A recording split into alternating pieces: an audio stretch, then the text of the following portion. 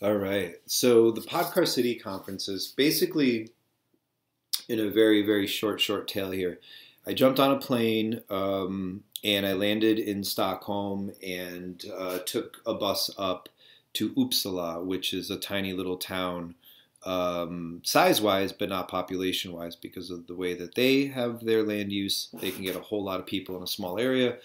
But it's just beautiful, beautiful, beautiful, beautiful land, beautiful people. And if you've ever been to Sweden or Norway or any of those Nordic countries, you know it actually is very much like upstate New York, very lakes and rolling hills and green forests and things like that. So the difference is they have medieval, city centers, and so you get the best of both worlds. So anyhow, they've made a commitment as a people to be off of the dependencies of fossil fuels. And so they're doing a lot of things in their world over there to mitigate pollution and their dependencies on gas, petrol, what have you. So part of that is in their transportation equation, looking at how to get people who are already pretty much bought into public transportation, biking, and walking, much more so, obviously, in the United States, even on cleaner forms of transportation. So they're looking very closely at, and have been, at personal rapid transit systems. And for a variety of reasons. One is that they're small footprint, they're lightweight, they can be flexibly deployed. It's not like a line haul, it's not like a big train system or light rail system. These are tinker toys in comparison. So the flexibility for application is, and the cost of application, which is always debatable until you start building them, is still a fraction of what current public transportation systems call for. So I was one of the rare attendees at the first conference in Uppsala, Sweden, which was attended by a few hundred people from all over the world that were very important people. Excuse me. I, in essence, was one of the few that was representing sort of a region interested in the technology. Most were people in the industry themselves, so vendors, suppliers, investors, builders, people involved in the rollout of the technology, not necessarily the where it's going to be rolled out.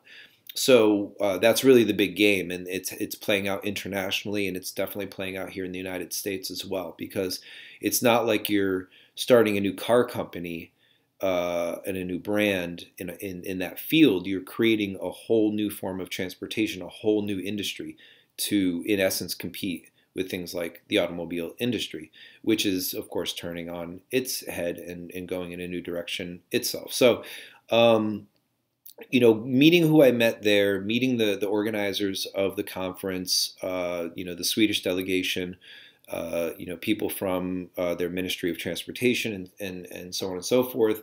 I was able to actually have a dinner with them the night before I flew back to Ithaca. And I said, look, I think that if you're looking for a demonstration city, if you're looking for a place that has a School of Engineering in Cornell University, has a perfect location in the Northeast where you have 4 seasons, that if you wanted to beta test one of your vendors or one of your products in the United States, that Ithaca would actually be a great place to do it as like a research and development opportunity, rather than trying to find a city like San Jose, which would be more of an ideal layout of an entire system. So we would do a little baby version before we did the big version, right? So they agreed, and we had the second international Podcar City Conference in Ithaca, New York, and it was co-hosted by Cornell University. These are my graphics. I said in the last video that I ran 4 of these conferences. Well, in bringing this to Ithaca, I joined the development team that was putting these conferences together, and they were only 1 year into it. And so I was a core component. I did a lot of the marketing, a lot of the sales, a lot of the branding, a lot of the sort of the brand development around the Podcar City Conference series, did a lot of the outreach and communications, the bookings, And so it was a small team. I mean, we had 3, 4, 5 of us when we were maxed out. And then when the events actually happened, we had hundreds of people flying in from all over the world with their accommodations and getting them to the right rooms and their speakers stuff, all set up, and all this stuff that goes into running a conference. If you've had the pleasure of doing that, actually running the Ithaca Festival was a great primer for that.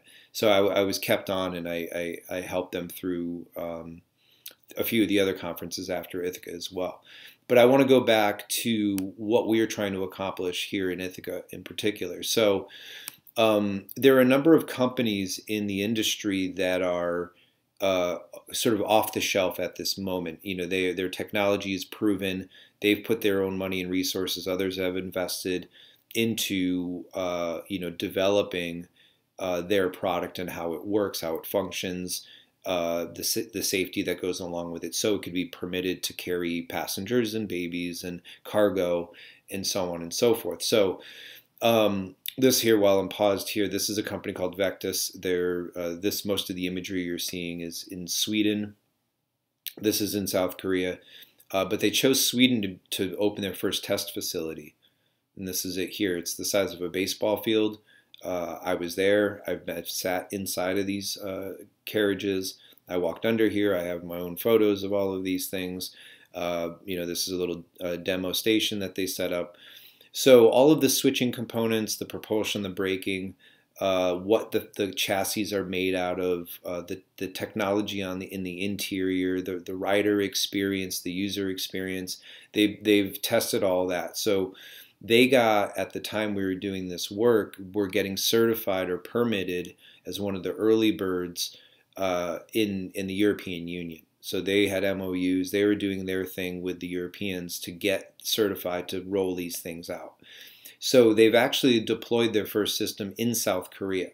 So after getting their permitting here in Europe, they just went ahead and built one. And this is a subsidiary of one of the largest steel companies in the world, so they have the money.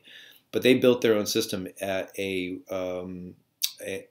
rare hooded crane protected environmental park. This sort of attraction that people could drive in and then walk around and stuff. So now they keep people in the city, and you can only get out there to see these hooded cranes when they're migrating on the Podcar system. So it's quiet. There's no emissions. There's no pollution. And people can take photos and stuff. So they've actually used it as almost like an environmental / recreational.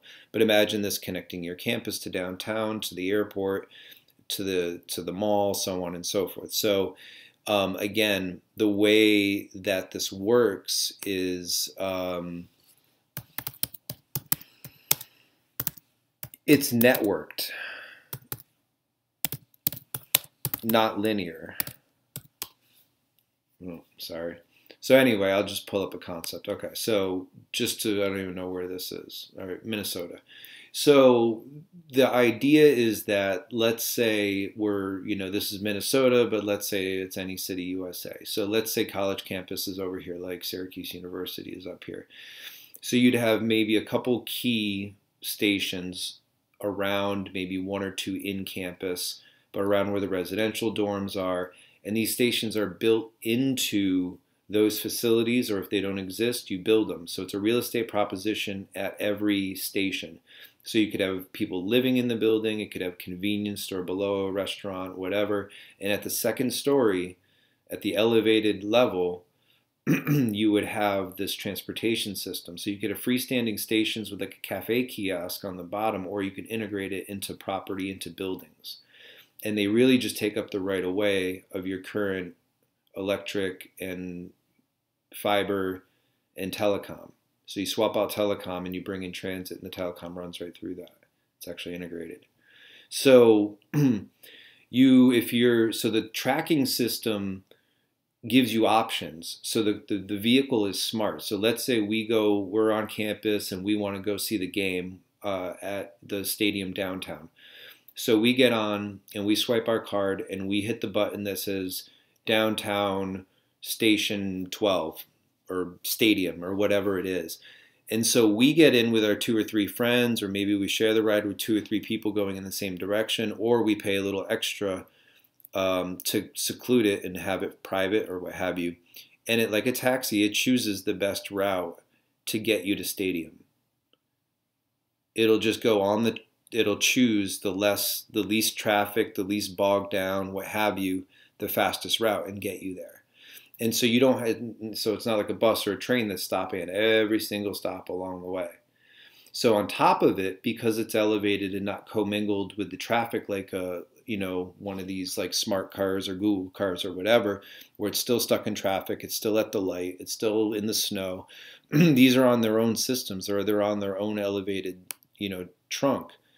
Cars are down here, that stuff is down there. So this is going interrupted to its destination. So if this averages 20 miles an hour from point A to point B, the car in the urban environment, the automobile averages like 3, 4. Even if you think you go fast from here to there, whatever, there's enough standing and waiting time in that mathematical equation to bring that number way down.